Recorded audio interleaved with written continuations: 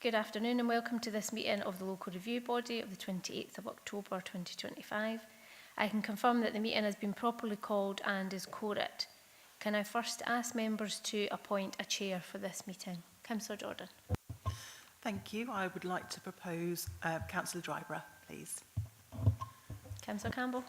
Yeah, happy to second that. Thank you. If members just give us just a minute for the chair to move up to the top. Thank you.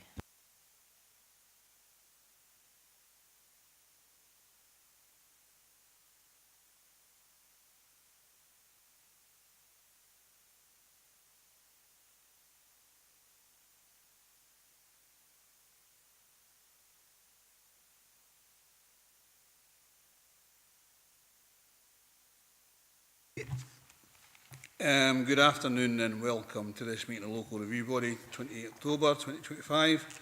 I confirm that the meeting has been properly called as quorate.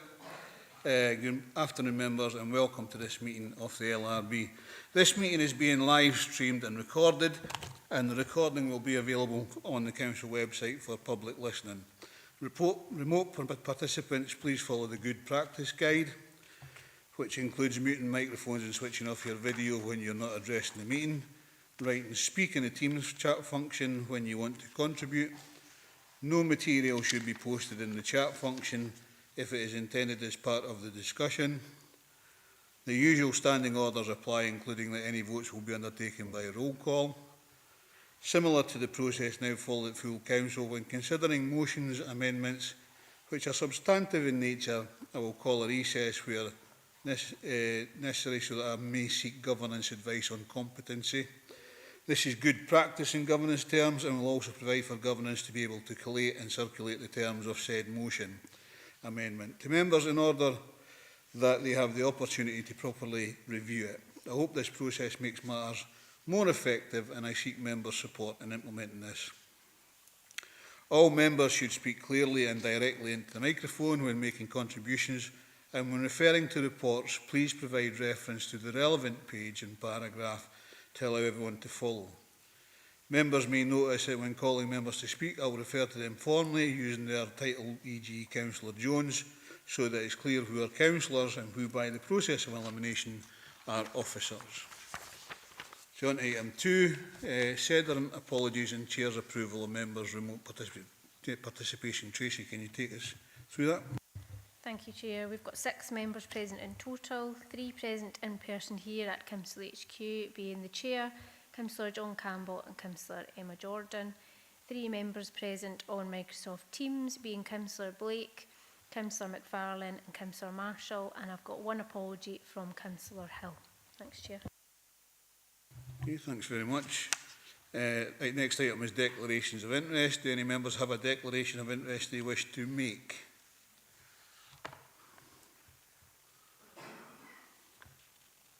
No. Okay, thank you very much. Tracy, can you now take the Local Review Body through the documents and papers for the meeting? Thank you, Chair. So we've got 3 notice of reviews for consideration at the meeting today. The first is item 4, which is refusal of planning permission for erection of wind turbine, maximum tip height 130 metres, amended height to that previously approved under reference 20/2084/FUL at turbine T4, Torquay, Glasgow, Cargunnion, planning reference number 24/2164/FUL.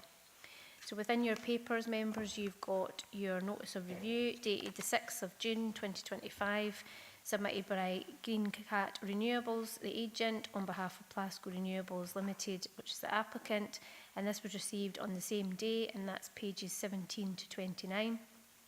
Then got the report on handling, determined under delegated powers, and related correspondence on pages 33 to 83. Observations of the appointed officer on the applicant's agent's notice of review and further comments from the MOD received on the 1st of July 2025 are on pages 87 to 90. Comments of the applicant's agent on observations of the appointed officer and further comments from the MOD dated the 1st of July are on pages 93 to 94. The planning application form submitted on the 24th of October 2024, associated plan support and information registered as valid on the same day, pages 97 to 299. The decision letter from Dumfries and Galloway Council dated the 17th of March 2025 is on pages 103 to 306. The relevant extracts from the Dumfries and Galloway Local Development Plan 2 and National Planning Framework 4 can be found on pages 309 to 345, and photos of the application site and locality are on pages 349 to 352.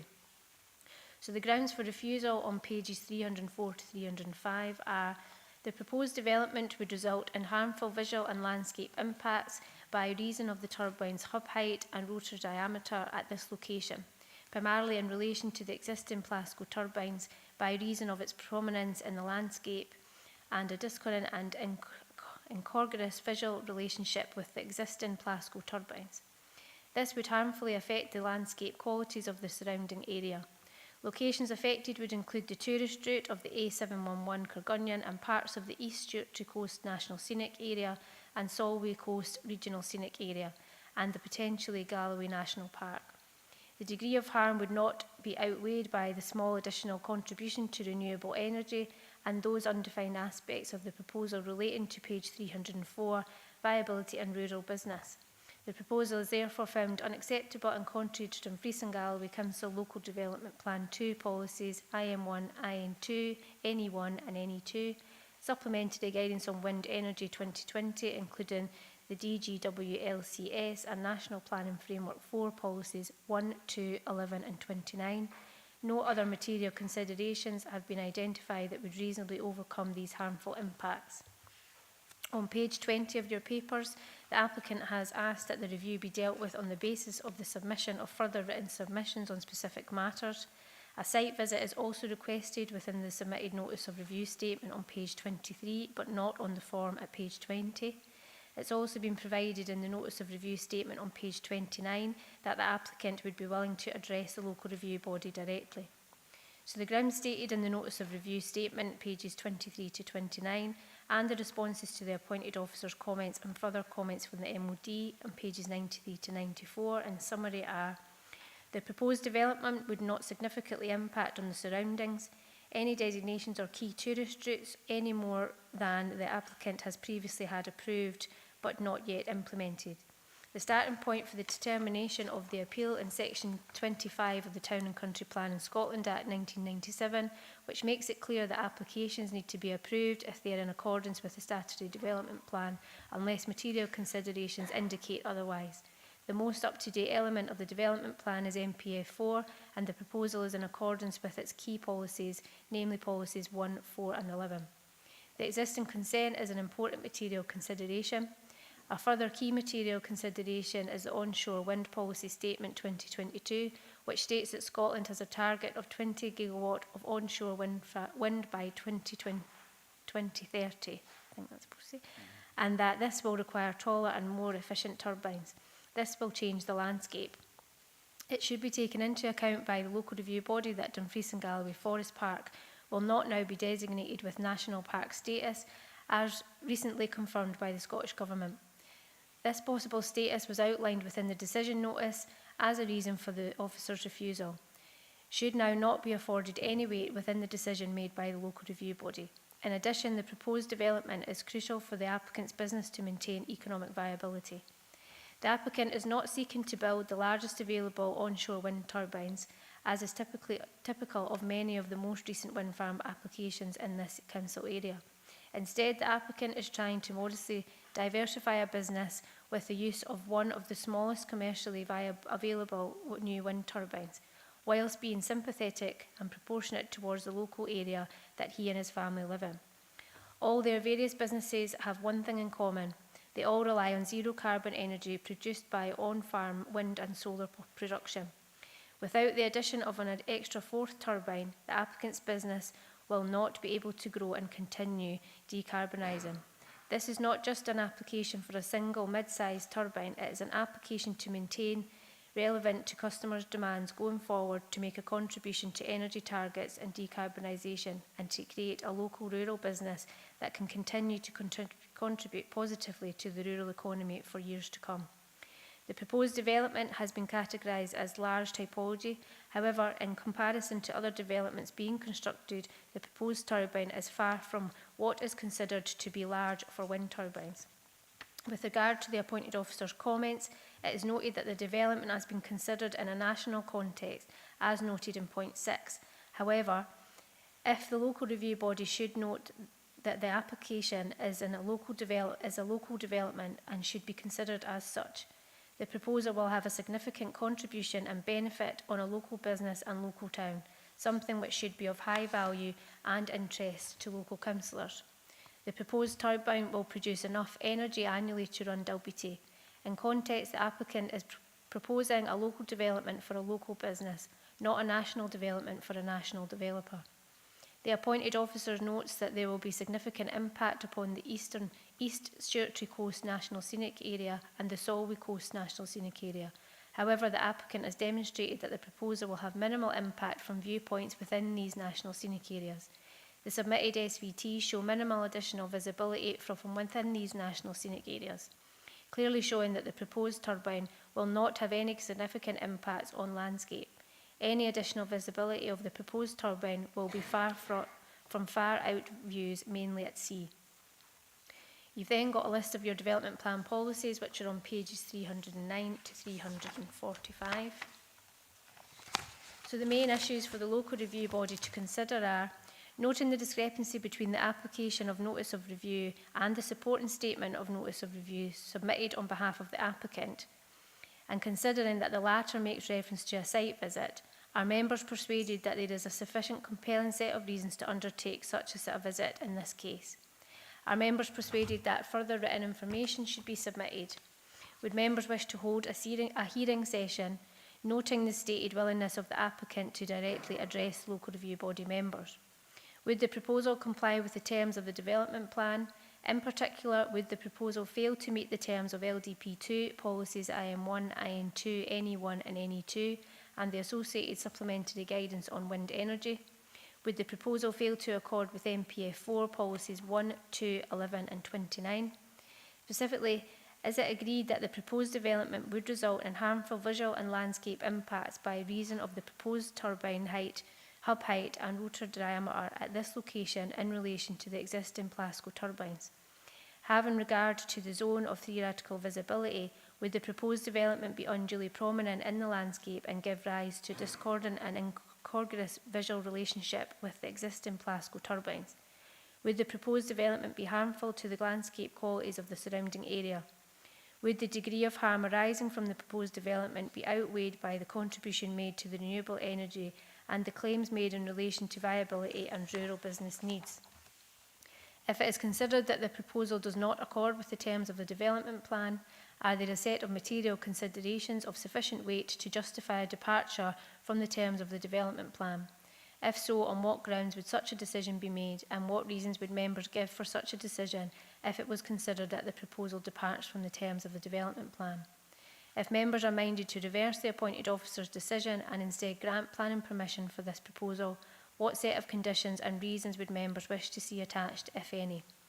If members are instead minded to vary the terms of the appointed officer's decision, what changes to the specific reasoning for the decision would be required, and which additional policies, if any, would be referenced? So having outlined the documents within your papers, it now falls to the local review body to determine whether it has sufficient information to consider the review. It is confirmed that no representations from any party will be heard today.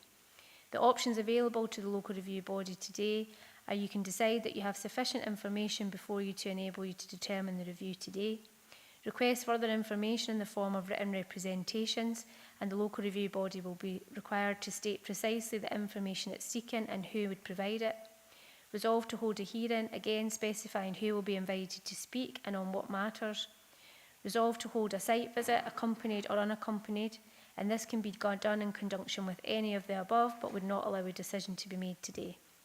If the local review body resolves that it has sufficient information and that no further procedure is required, then the local review body has the full powers to uphold, reverse or vary a determination. The decision notice will include a statement of the terms in which the planning authority has decided the case reviewed. A planning advisor is present at the meeting today. It's confirmed that he has not had any involvement in this case prior to the submission of the notice of review. He was not the case officer or the appointed officer for this application. He is here purely to provide independent advice as needed on matters of planning policy, law or process. A solicitor is also present here today and she will act independently if the local review body requires specific advice on matters of law. So if members are clear and no further clarification is required, I will now ask the Chair to lead the debate and in the first instance lead the local review body through your agenda papers and decide if you have sufficient information before you to make a determination today. Thanks, Chair. Okay, thanks, Tracy. Who is our independent officer? Our independent plan advisor today is Graham Smith. He's joining us on Microsoft Teams. Good afternoon, Graham. And before we go through the different parts of the report, can you just take us through the photographs of the location, please? Of course, thank you. Good afternoon. The following are a collection of photos supplied to the LRB by the case officer. As stated previously, I've had no involvement in this application, nor have I visited the site.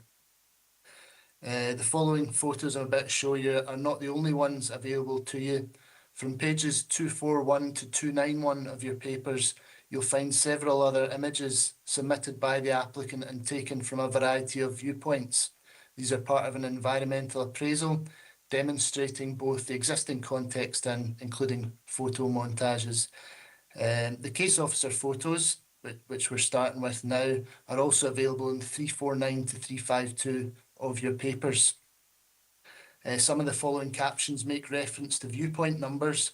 Pages 160 to 177 of the papers provides greater detail with respect to where those are, of which there are 13. So this first image you're looking at shows the view of the site from Killy Hwan, north of the A711 near B-Swing. It's looking south-southwest from a distance of 6.2 kilometres. There's electricity lines in the foreground, and beyond that you can make out the existing 3 turbines at Plascow. Next image is number 2. It's a view of the site from Drumcoltran to the north, looking southwards from a distance of 4.6 kilometres, close to viewpoint 8. Drumjohn can be seen in this image, which is a steading and intervening land between the photographer and the proposed development. Number 3 is a view of the site from Kirkgunsian to the north, looking south at a distance of 3.1 kilometres.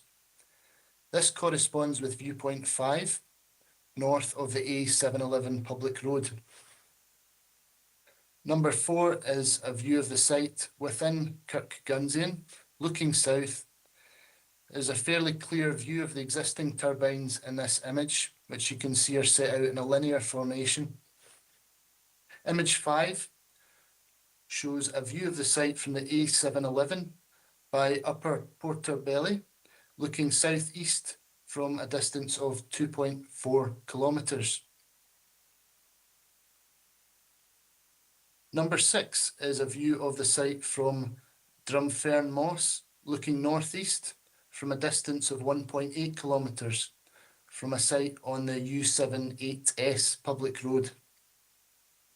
Final image is number 7, which contains a view of the site near the access road to Torquera, which is north of viewpoint 1, looking southwards. That's all the photos we have for you in the presentation. Thank you.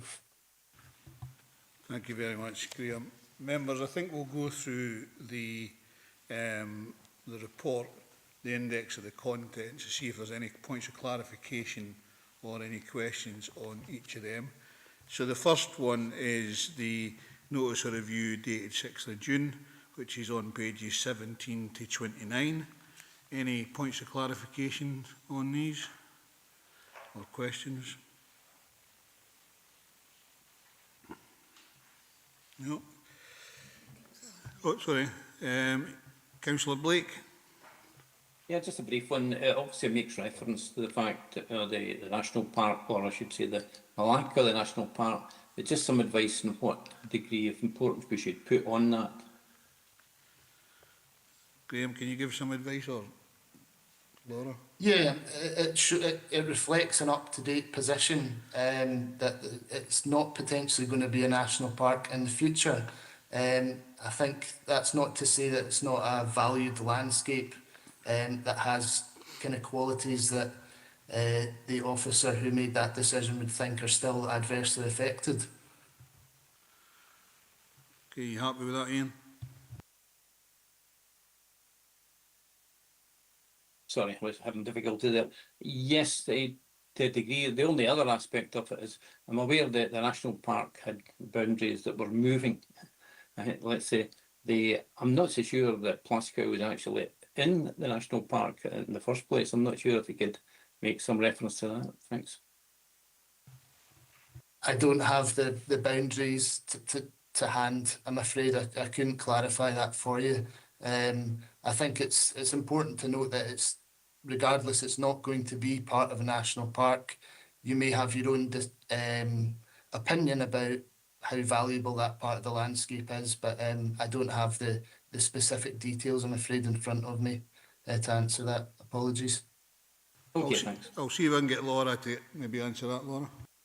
Thank you, Chair.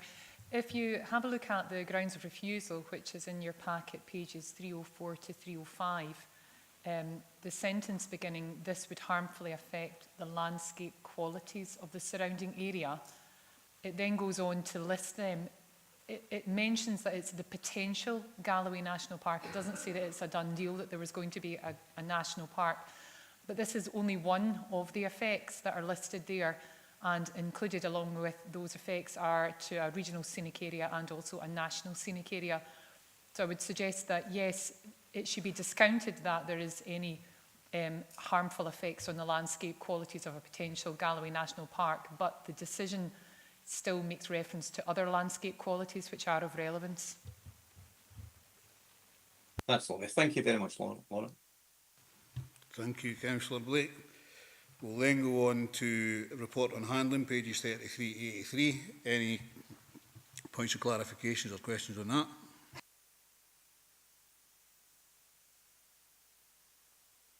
Councillor Campbell. Yep, thanks, Chair. Yeah, page 42, right at the very bottom there was previous approval for a blade to tip height of 99.5 metres. Obviously, the application that's been refused and brought to this LRB is higher than that particular one. But being an extant application, if that was to be brought back at a future planning application at that 99.5, would that be considered to be acceptable? I don't know. I'm kind of looking for a bit of guidance from the planning advisor. Okay, Graham. Thank you. That's an application that's expired. I believe if that application came back in, it would be assessed in a similar manner.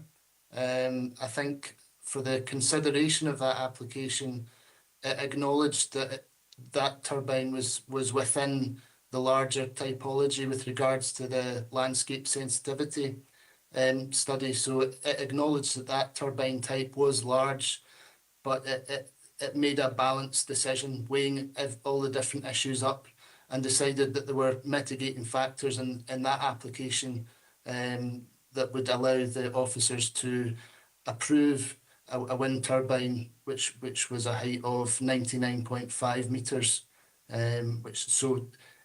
higher than the existing linear line. But the reasons behind that was that it was sitting at a lower level, and I think the important thing there was also with regards to the rotor diameter was the same as the existing line there. So there was several mitigating factors that allowed the officer to have a balanced decision which was favourable in those circumstances. If that exact same application came back in again today, it would need to be reassessed, but I think it would follow a fairly similar assessment. I don't think things have changed significantly in the intervening period. Yeah, thanks for that. Thanks, Chair. I suppose any future application would have to be dealt with on its own merits. Thank you.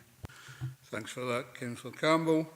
We're now on to observation of appointed officers application, which is pages 87 to 90. Any points of clarification? Nope. The comments of the applicant's agent on observation of the appointed officer, further comments from and further comments from the MOD, pages 93 and 94.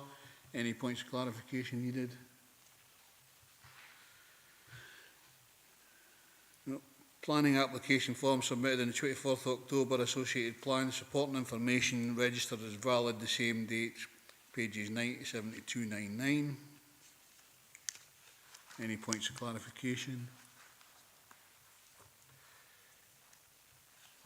Decision letter from Dumfries and Galloway Council, 17th of March 2025, pages 303 to 306. Any points of clarification? Okay, the relevant extracts from Dumfries and Galloway Local Development Plan 2 and National Planning Frameworks 4, which is pages 309 to 345. They're just matter of fact. And then we've just seen the photos of the applications from Graham. The grounds of refusal, page 304 to 305, is written down as suggested. And then now, members, do we have enough information to make a decision on this application today? I would suggest that we do.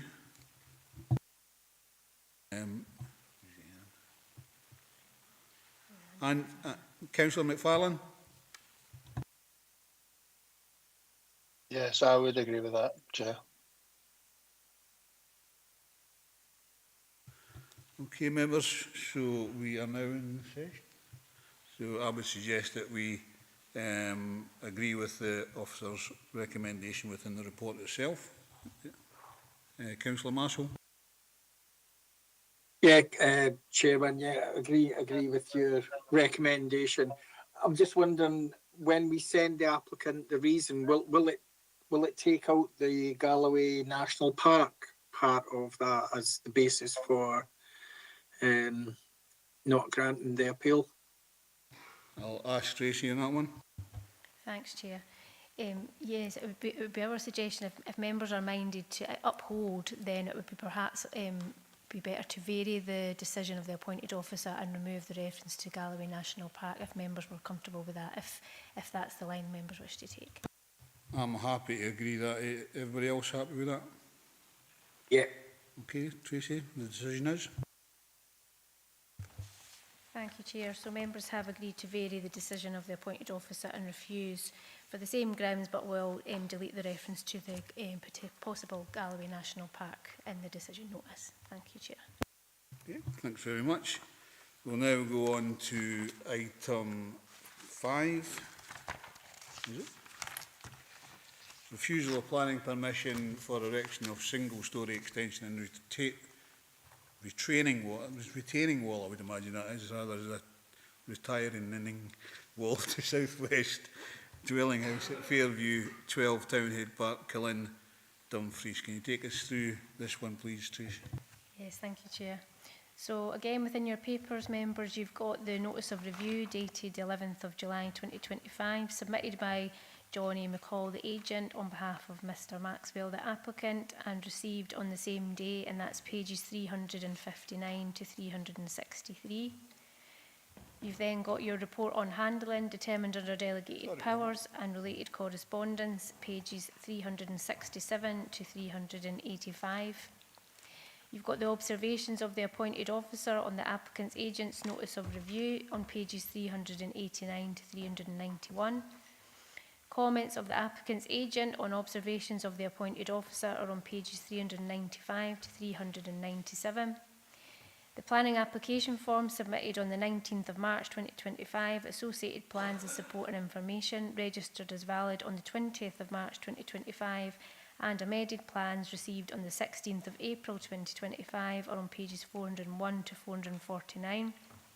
The decision letter from Dumfries and Galloway Council, dated the 14th of May 2025, is on pages 453 to 456. The relevant extracts from National Planning Framework 4 and the Frees and Galloway Local Development Plan 2 are on pages 459 to 481, and the photos of the application site and the locality are on pages 485 to 488. So the grounds of refusal, which can be found on page 454, are: the proposal is considered to be unacceptable due to the prominent siting of the extension to the front of the dwelling and the inappropriate scale and massing arrangement, which cumulatively would be unsympathetic to the character of the existing dwelling house and its immediate neighbourhood. The proposal is therefore considered to be contrary to National Planning Framework 4, Policy 14, Design, Quality and Place, and Policy 16, Quality Homes and Local Development Plan 2, Policy OP2, Design, Quality and Placemaking, Policy H8, Alterations and Extensions to Dwellings, and Supplementary Guidance, Alterations and Extensions to Dwellings. On page 360, the applicant has asked that the review be dealt with on the basis of 1, a review of the documents only with no further procedure, and 2, by means of an inspection of the land which is subject of the review. So the grounds stated in the Notice of Review statement found on page 363 in summary are: an existing large extension already occupies a considerable area in the rear garden, and any further extension would reduce the garden area to such an extent that it would adversely affect the use of this area by the family. The layout of the existing house and the location of the existing extension makes it extremely difficult to design a further extension, as substantial alteration work would be required within the existing house to provide a satisfactory connecting link. The cost of the internal work and the construction cost of any extension would render the project unviable. The construction of existing in the rear garden would have a major impact on the remaining small grass area and would cause a problem in retaining daylight into the existing house. The privacy and daylighting of the adjoining properties would be affected if a rear extension was to be built, and objections to the proposal would certainly be lodged, and this is understandable because of the unacceptable impact it would have on their properties. In an attempt to obtain approval, the length of the extension to the front was reduced by 600mm, but unfortunately this amendment was not accepted. The proposed extension to the front of the house is at a low level, well below the ridge level, and enclosed by trees and hedges on the side boundaries, and because of this, it has no adverse impact on the adjoining properties or the amenity of the area.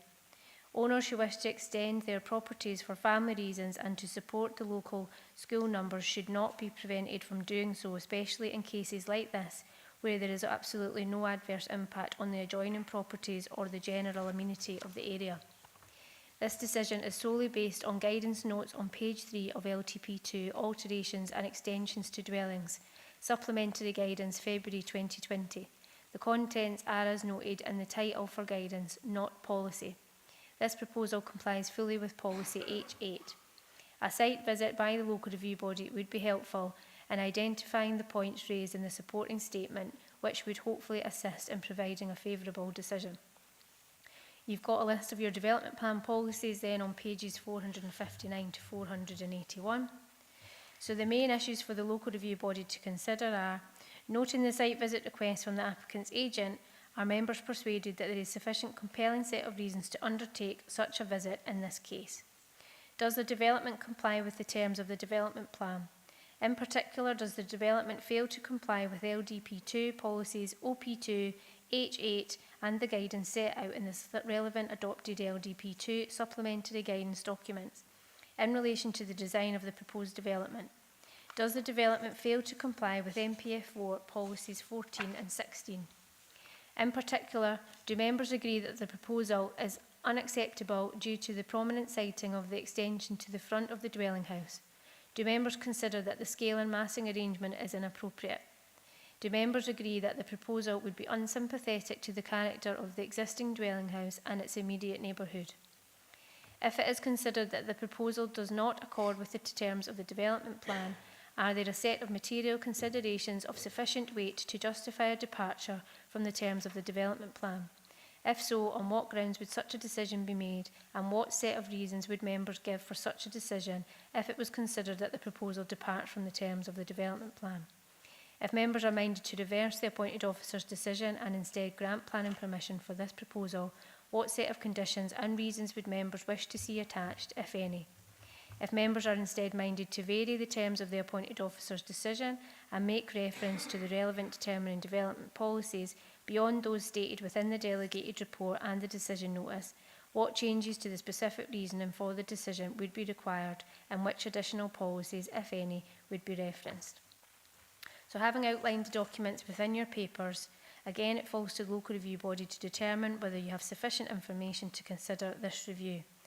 No representations from any parties will be heard today, and the options available are to decide you have sufficient information to enable you to determine the review today, request further information in the form of written representations, stating precisely the information you require and who should provide it, resolve to hold a hearing, again specifying who will be invited to speak and on what matters, resolve to hold a site visit accompanied or unaccompanied, and this can be done in conjunction with any of the above, but would not allow a decision to be made today. If the local review body resolves as sufficient information and no further procedure is required, then you have the full powers to uphold, reverse or vary a determination. The decision notice will include a statement of the terms in which the planning authority has decided the case reviewed. A planning advisor is present for this case. It's confirmed that he has not had any involvement in this case prior to submission of the notice of review, and he was not the case officer or the appointed officer for this application. He is here purely to provide independent advice as required on matters of planning policy, law or process.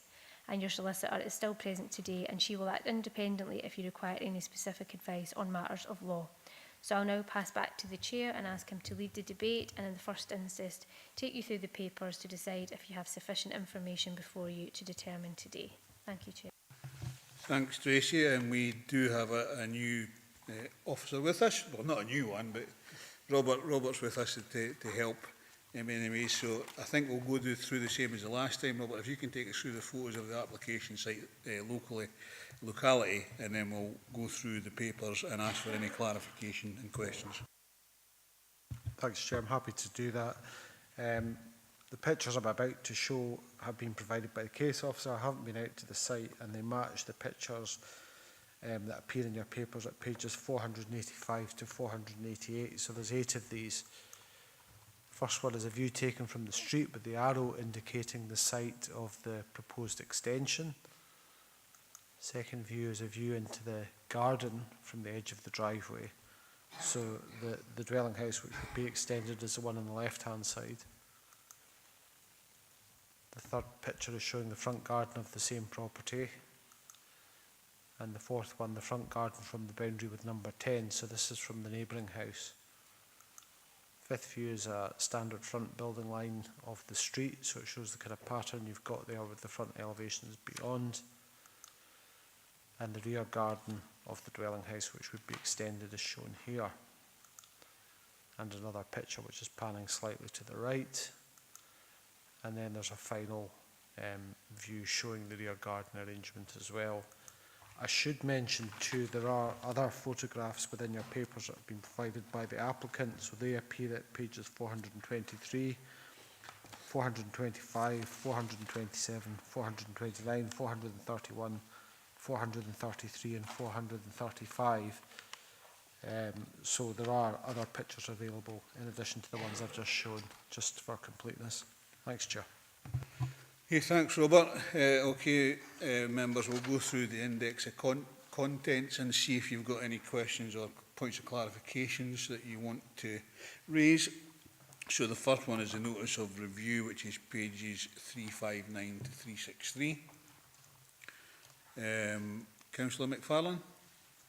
Yeah, thank you, Chair. Tracy said in the introduction, she did make mention of this, the fact that the applicant has asked on the basis of an assessment of the review documents only with no further procedure, but immediately before that it says if option 1 is ticked, then no other option should be ticked. However, the applicant subsequently goes on to say that they would appreciate an inspection, a visit, a site visit. So I'm just seeking a little bit of clarity from the officers as to their position in relation to that, when it's been clear that they shouldn't tick a second one if they tick number 1, but they have. Robert. Thanks, Chair. I did notice this. It's on the notice of review form on page 360 of your papers. They've really ticked boxes 1 and 4 when they should really only have ticked box 4. So I kind of, rather than send the form back to get it corrected, it was just felt I would go forward on the basis that they wanted a site visit. But the two do contradict each other. So I would basically take it on the basis that they would like a site visit. Yeah, Thank you, Robert. Okay, thanks, Councillor McFarlane. We'll then go on to report on the handling, correspondence pages 367 to 385. Any questions or points of clarification required?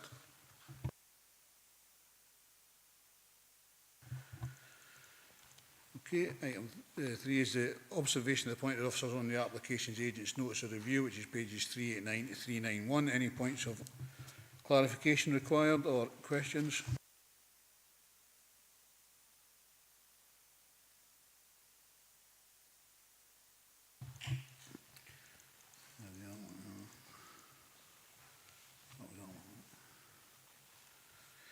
Right.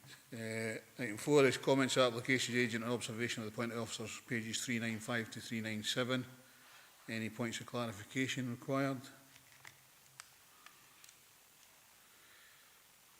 Okay. Planning application form submitted on the 19th of March 2025, associated plans and supporting information registered as valid on the 20th of March, and amended plans received on the 16th of April 2025, pages 401 to 449. Any points of clarification or questions?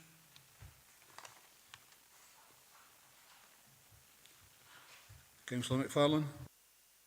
Yeah, thank you again, Chair. It's on page 441, where we have the front elevation, the top part of that drawing, and it's got the retaining wall.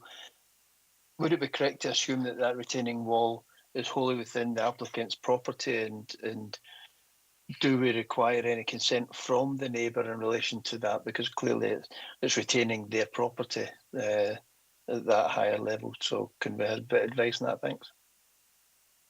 Robert. Thanks, Chair. Just looking at the application form that was submitted on the 19th of March 2025, so that's on pages 401 to 406 of the papers in front of you. There should be a declaration within there in relation to ownership. And if you look in page 404, the land ownership certificate says that no person other than myself or the applicant was an owner of any part of the land to which the application relates at the beginning of the period of 21 days ending with the date of the accompanying application. So if that's within the red line boundary, which it will be, then they're basically declaring on that form that they own the site to which the application relates. Happy with that, Councillor McFarlane? Yeah, thank you, Chair. I'm just wondering, I mean, clearly there's been no objections raised in relation to this, so I suppose the neighbour's happy with that, so that's fine. Thank you. Thank you very much. We'll now go on to relevant extracts from National Planning Framework 4 and the Dumfries and Galloway Local Development Plan 2, which we have in all of these reports, so I won't ask for any points of clarification on that. We've seen the photographs of the application site and the locality earlier on in 485 to 488, plus the extra photographs within the report itself. So the main issues for the local review body to consider is noting the site visit request for the applicant's agent. Are members persuaded there's sufficient compelling set of reasons to undertake such a visit in this case? And I would suggest that we've got enough information here to make the decision today. Anybody got any different views?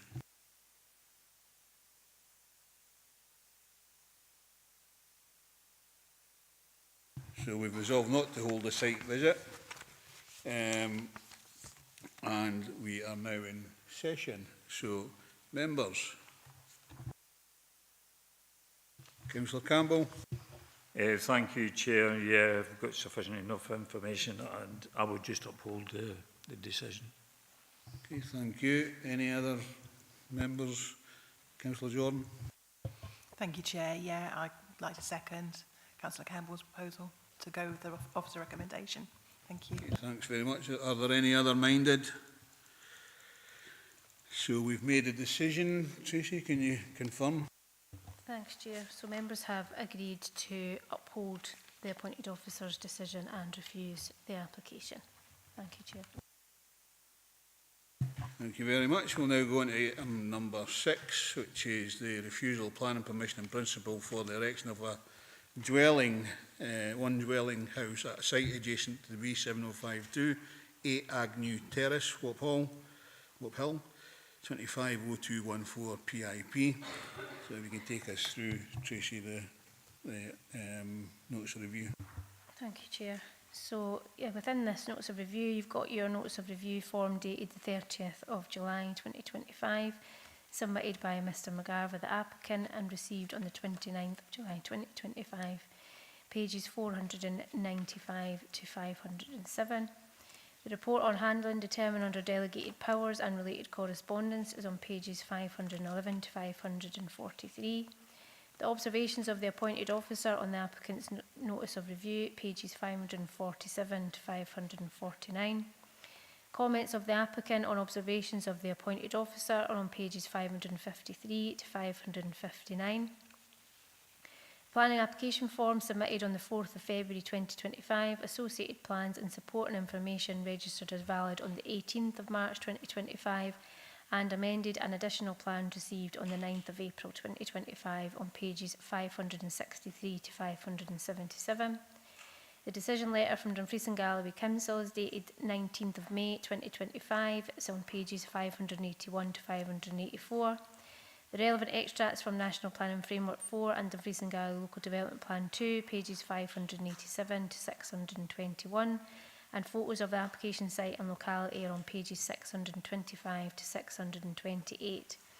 The grounds for refusal, which can be found on page 582, are that through failure to provide the information requested in a letter dated the 18th of March 2025 under the terms of Regulation 24 of the Town and Country Planning Development Management Procedures, Scotland Regulations 2013, insufficient information has been submitted in order to allow the Planning Authority to properly determine this application. On page 496, the applicant has asked that the review be dealt with by one or more hearing sessions. The justification provided is that it is necessary for the applicant to explain the background and ensure that the local review body members are properly briefed. In that regard, the applicant notes that one short hearing would be sufficient. So the grounds stated in the notice of review statement, pages 499 to 507, in summary are: the decision taken was premature and unnecessary. Responses were given to the case officer on the 21st of March 2025, the 9th of April 2025, 16th of April 2025 and the 14th of May 2025, and the applicant does not know which elements of their response were acceptable and which were not. If the case officer had responded, further information could have been prepared if it were necessary. This is a planning in principle application. The Council's flood risk management team leader understood this and was happy with the conditions. A more balanced assessment should have been made by the case officer and they should have showed some patience.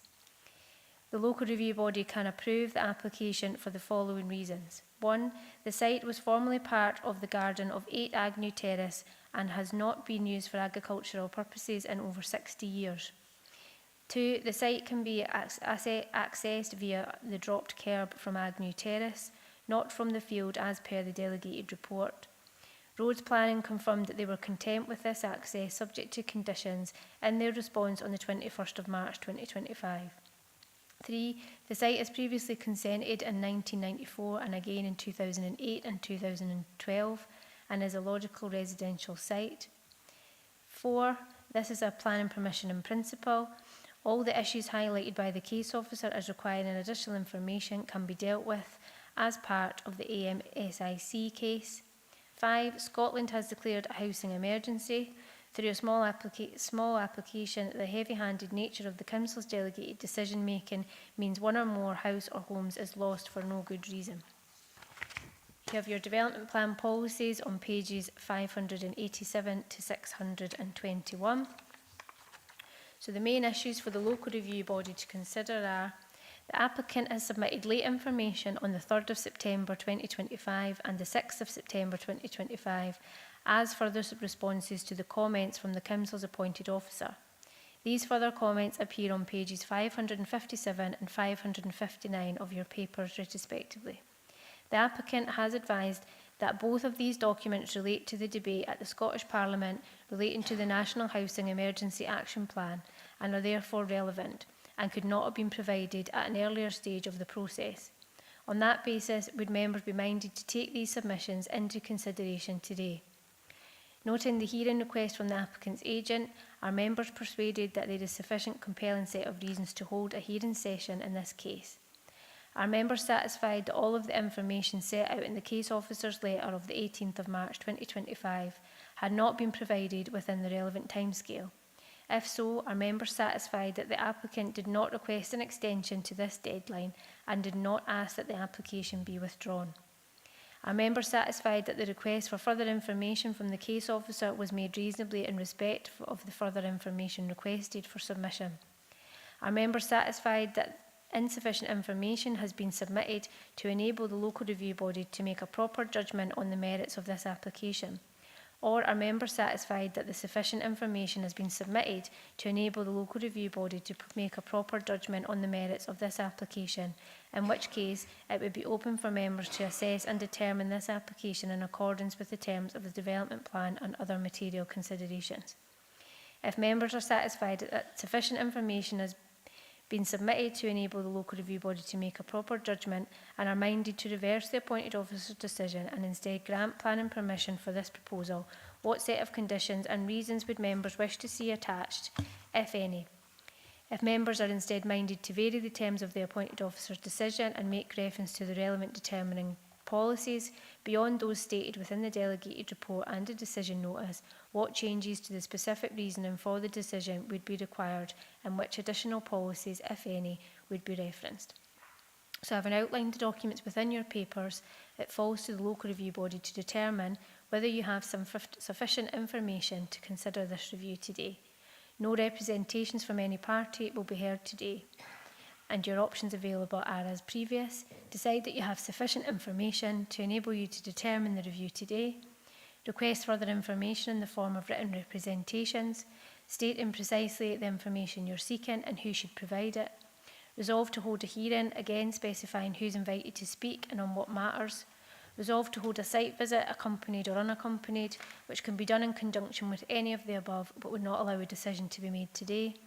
If the local review body resolves as sufficient information and that no further procedure is required, then you have the full powers to uphold, reverse or vary a determination. The notice of review, the decision notice will include a statement of the terms in which the authority has decided the case reviewed. Your planning advisor is still present, and it's confirmed that he has had no involvement in this case prior to submission of the notice of review and was not the case officer or the appointed officer for the application. He will provide independent advice on matters of planning policy, law or process. And your solicitor is also still available, and she will act independently if you require advice on matters of law. So I'll now pass back to the Chair and ask him to lead the debate and in the first instance take you through your papers to decide if you have enough information. Thank you, Chair. Thank you, Tracy. Robert, can we go through the pictures first, and then we'll go through the usual part of the planning application in. Thanks, Chair. Happy to do that. Again, the pictures you have are within your papers. In this case, they're the pictures that are on pages 625 to 628. There's 7 of them, and the pictures and the captions have been provided by the case officer. I haven't been out to the site myself. So the first view is a view from out with the application site, looking east into the application site. And the second is a view from the B7052 public road looking east into the application site.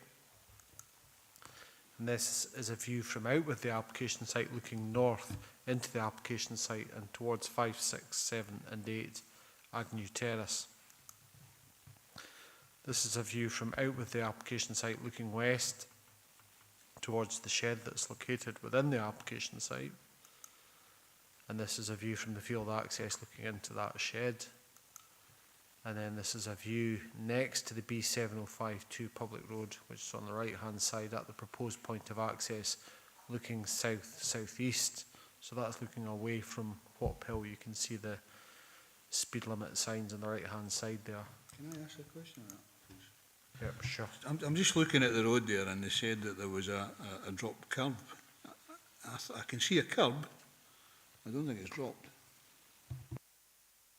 I don't see a drop curb in that picture, Chair, but I haven't been out to the site, so I can't say with absolute certainty. I know there is kind of dispute between the parties on that point, but the picture doesn't show a drop curb there, no.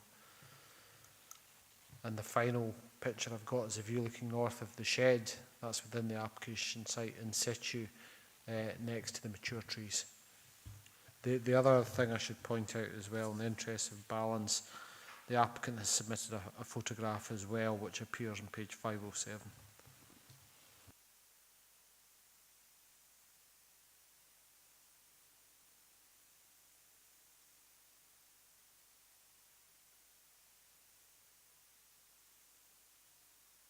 I think we can just see the drop curb beside the fence there, so thank you for that.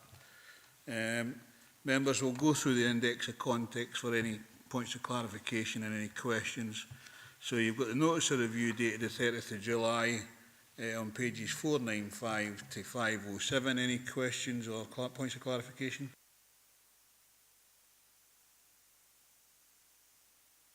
Report on handling determined under delegated powers and related correspondence, pages 511 to 543. Any points of clarification?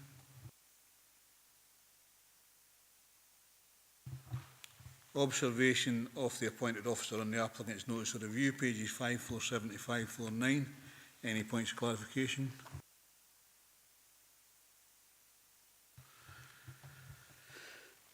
Comments of application and observation of the appointed officer, pages 553 to 559. Any points of clarification?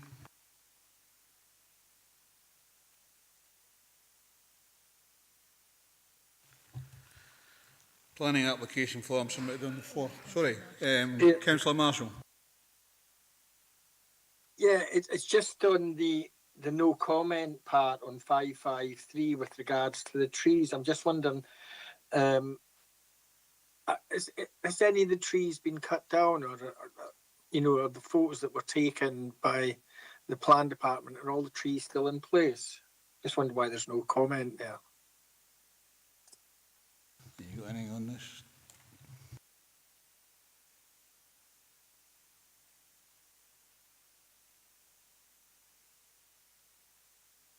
Thanks, Chair. I'm not sure immediately because I haven't been out and looked at the application site myself. But when I look back, I mean, this is obviously a response to the appointed officer comments as it appears in your paper on pages 547 to 549. So if I roll back to that and look at 1.2, protected species survey and landscaping plan.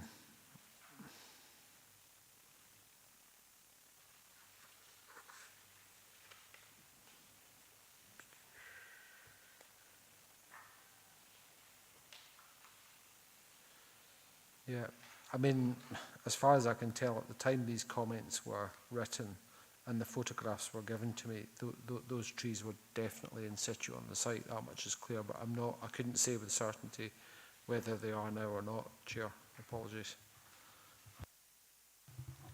Are you happy with that, Councillor Marshall? Yeah, it was. Yeah, really just to clarify that. But I think as well the fact that the applicant said that the request was unnecessary would suggest that's part of the reason why there's a lack of information to determine the application. Thank you for that. Now, where am I? That's 5. Planning application form submitted on the 4th of February, pages 563 to 577. Any points of clarification?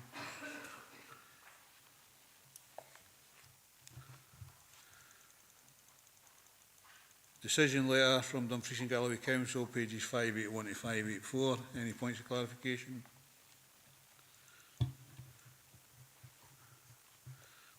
You've seen all the relevant extracts from National Planning Framework 4 and the Local Development Plan 2. when we've seen the photographs and the grounds of refusal that through failure to provide the information requested in a letter dated 18th of March 2025 under the terms of Regulation 24 of the Town and Country Plan and Development Management Procedure Scotland Regulations 2013, insufficient information has been submitted in order to allow the Planning Authority to properly determine this application. Now, the first thing that we're going to do is, do we have enough information to make a decision on this application? I would say we do. Yeah. And I would suggest that we uphold the officer's recommendation within the report. Councillor Marshall?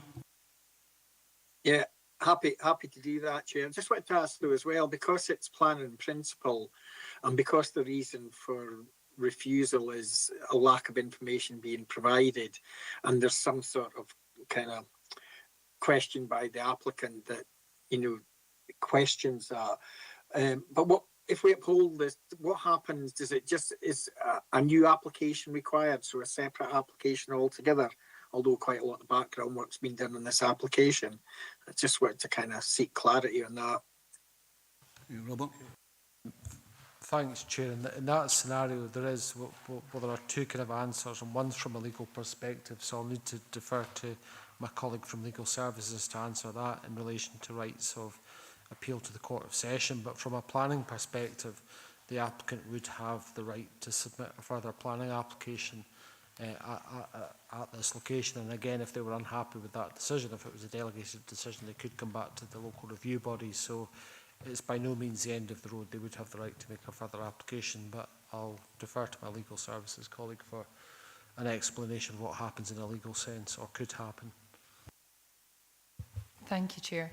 It would be possible, as with any decision of the local review body, that the applicant could lodge a challenge through the courts if they felt that the decision was unreasonable. But Robert's absolutely right that it would normally be the case that they could lodge a subsequent application and take into account what has been the grounds for refusal.